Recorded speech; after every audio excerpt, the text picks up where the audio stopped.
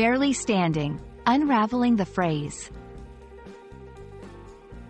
Hello, language enthusiasts. Today, we're diving into the fascinating world of English phrases.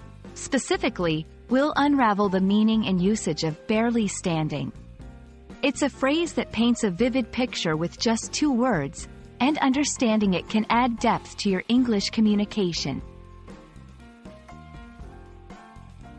Barely standing is a phrase that combines 2 words, barely, meaning only just, almost not, and standing, which refers to being upright on one's feet.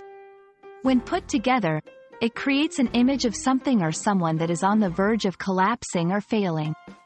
It's often used metaphorically to describe situations, objects, or even people who are in a state of near collapse or extreme weakness. To grasp the phrase better, let's look at some examples. 1. Physical description. After the marathon, the runners were barely standing, exhausted from the race.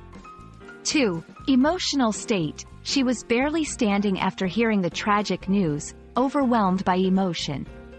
3. Structural integrity. The old house was barely standing, weakened by years of neglect.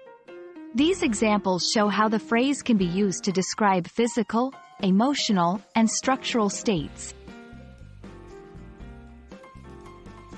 A common mistake is to take the phrase too literally. Remember, it's often used figuratively to emphasize the severity of a situation or condition. It's not always about physically standing up. In everyday conversation, you might hear, "I'm barely standing after working all night.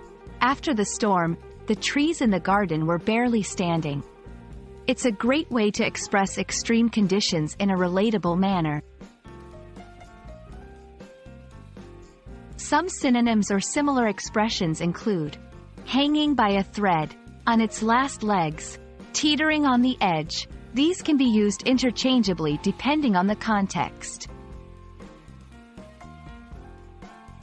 Understanding phrases like barely standing enriches your language skills and helps you express complex ideas simply. We hope this video has shed light on this intriguing phrase. Keep exploring the beauty of the English language, and see you in the next video.